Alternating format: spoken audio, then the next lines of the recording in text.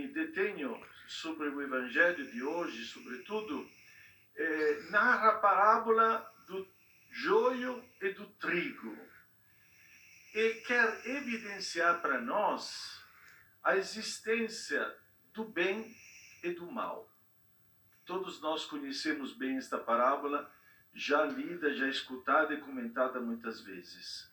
E nem precisaria comentar a parábola em si, porque Jesus, na segunda parte do Evangelho de hoje, dá uma explicação o que significa o trigo e o joio.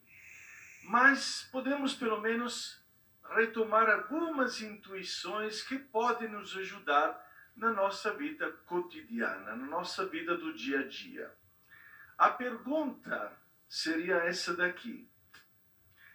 A pergunta é a pergunta dos empregados que perguntaram ao dono: quem, Senhor, não semeaste boa semente no teu campo? Então, de onde vem este joio? É uma pergunta lícita, porque na realidade todos nós gostaríamos de viver só com o bem. De fato, Deus, que é retomado na segunda parte desta parábola, Deus, o Filho do Homem, Deus semeia coisas boas. Deus é bom. O Evangelho fala, Deus é bom. Como pode seu Filho semear coisas ruins? Então esta pergunta nos ajuda a entender que muitas vezes temos até desconfiança de Deus. Se Ele foi o semeador, se Ele semeou, por que então aparece esse joio, esta erva daninha? De onde vem? Parece que algumas pessoas, até na própria vida, culpam a Deus do mal. Como se Deus fosse o mal. Não é verdade. Tudo aquilo que é bom vem de Deus. Agora vamos ver, de onde vem então o mal? Olha aqui a segunda parte da leitura de hoje. O inimigo que semeou o joio é o diabo. Não esqueça, o mal não vem de Deus. A morte não vem de Deus. O livro da sabedoria fala claramente, não foi Deus que criou a morte. O inimigo semeou tudo aquilo que é fruto do mal. Vamos começar a pensar das primeiras sementes que foram lançadas lá no Jardim do Éden. Lá no Jardim do Éden foi semeado o bem, porque olha, frutos, árvores, coisas bonitas. E como que dentro de um olhar paradisíaco, digamos assim, do paraíso, de repente aparece a serpente. De repente aparece o mal. Então, o inimigo semeou o mal. E o inimigo continua semeando o mal.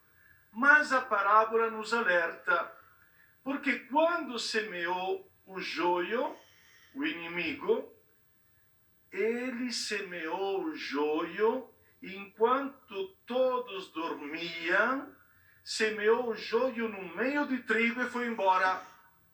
Enquanto todos dormiam. Sabe o que me fez pensar isso? Padres, aqui presente, o diácono. Sabe o que me fez pensar isso?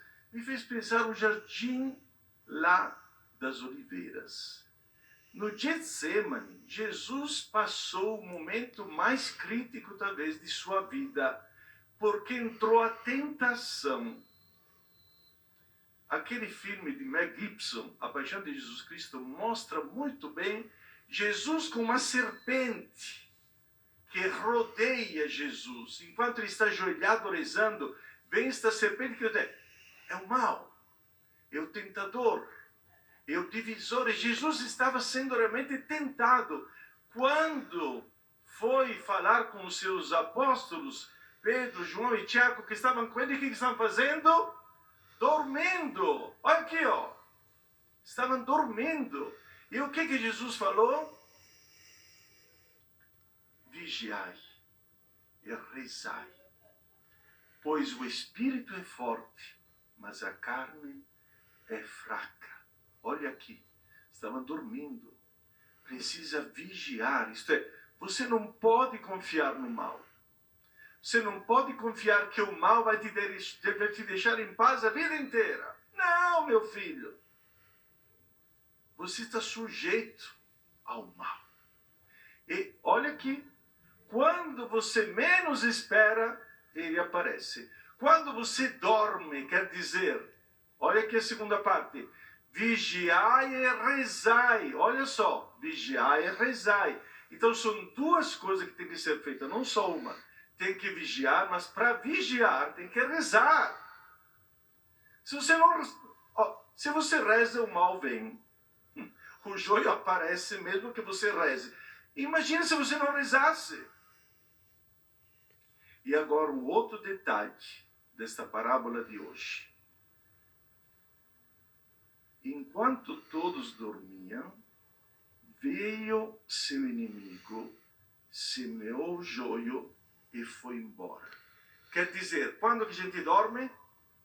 De noite. Então, olha uma outra alerta.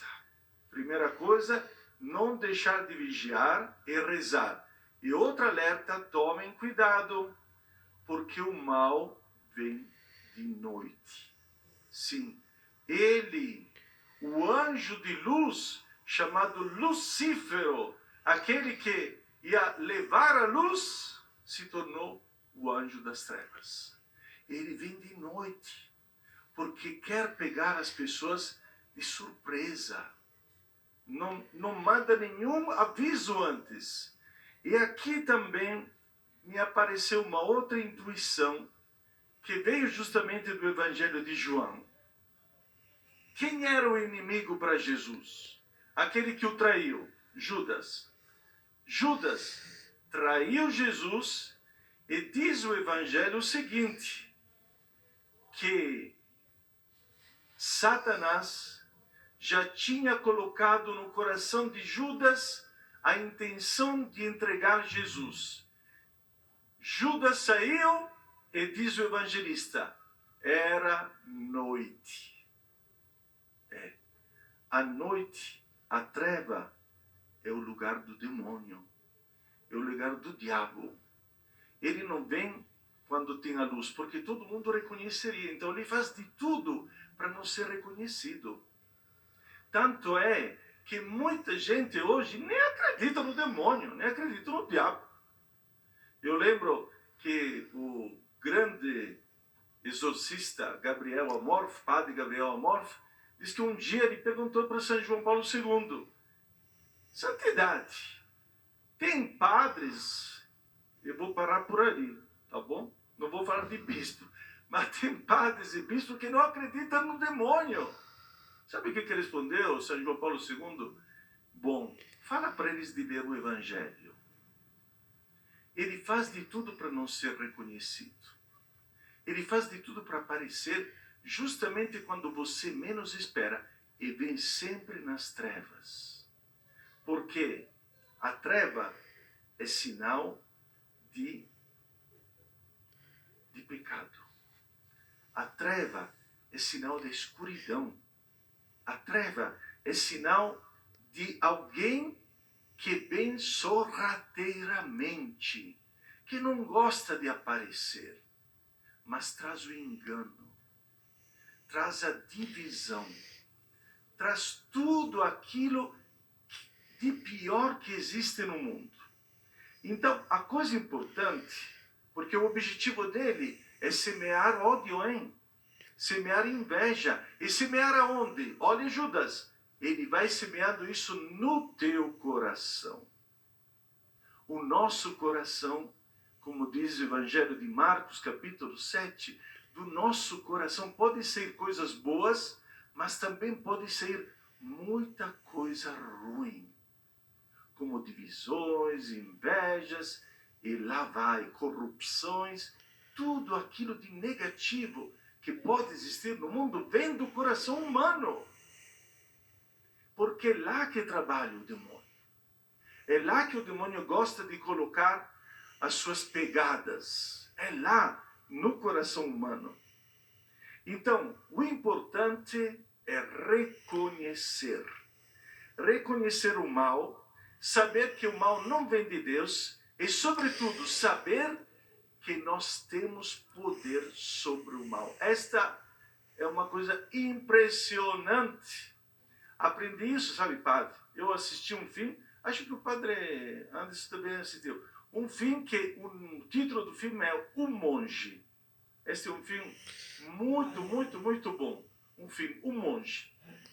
Vão lá no YouTube, vocês encontram. Bom, neste filme todo eu tirei uma frase.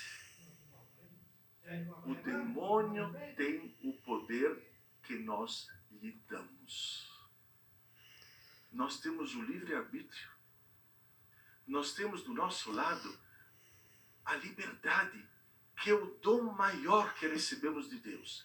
A liberdade de dizer sim ao mal ou de dizer não.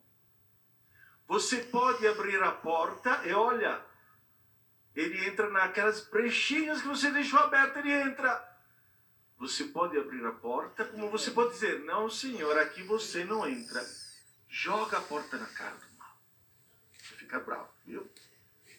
Mas Jesus está nos dizendo aqui que diante das trevas, diante de coisa ruim, que pode ser a falsidade, pode ser a mentira, por isso que é príncipe da mentira, é pai da mentira, porque traz o mal, traz a escuridão, traz as trevas. Quando você não está em paz, você pode ter certeza que você não está com Deus, porque Deus é a paz, Deus é a harmonia, Deus é o amor. Então, para lutar contra esta força maléfica, nós temos que ser luzes. A luz dá transparência às coisas.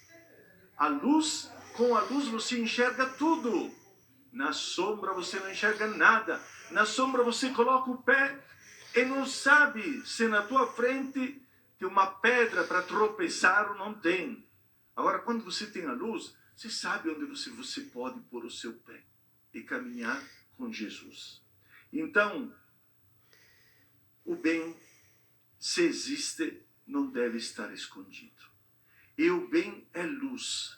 É aquela luz que você vai acendendo dia após dia através de das obras de caridade, das obras de misericórdia, de tudo aquilo que vem de Deus. Agora, como dizem os empregados, será que nós temos que cortar todo o joio? Vamos jogar fora todo o mal? Não, Jesus falou, nós temos que conviver com o mal. Porque esta é a nossa esperança. Olha o fim deste evangelho. Os anjos virão em nosso socorro. Acabamos de cantar, manda teus anjos. São Miguel, arcanjo, ele no evangelho, no Apocalipse, ele já nos demonstrou que ele vai ajudar a humanidade a lutar contra o mal. Então invoca os anjos, pede ajuda dos anjos, peça ajuda de São Miguel, que te ajude pelo menos a conviver com este mal, que infelizmente está ao nosso redor.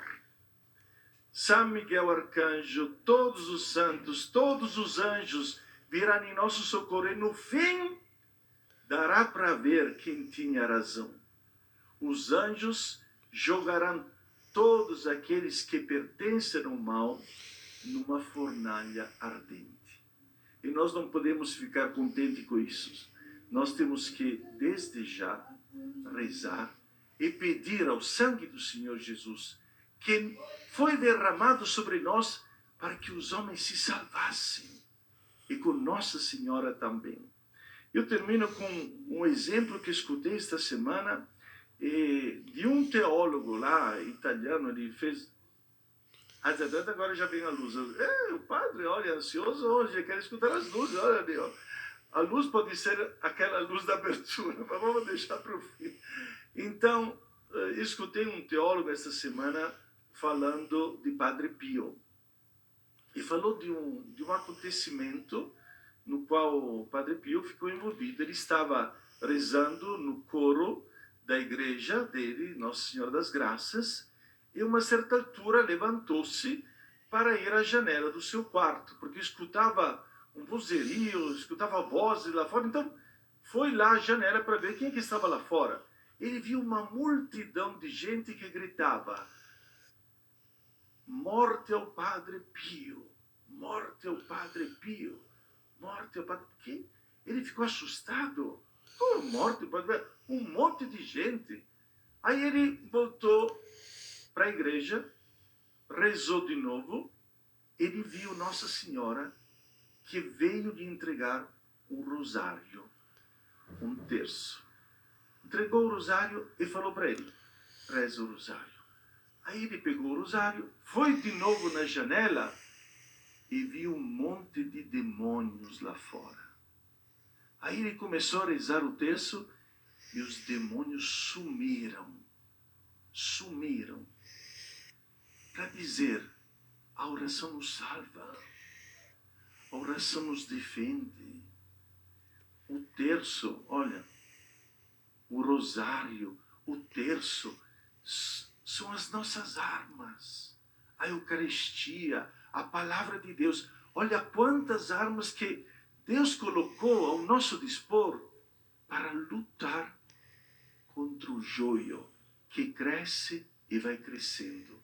Mas tenha presente, Jesus, Nossa Senhora, vai nos ajudar a vencer o mal, a vencer o joio, a vencer tudo aquilo que virá do mal. Eu tenho sim uma luz da esperança.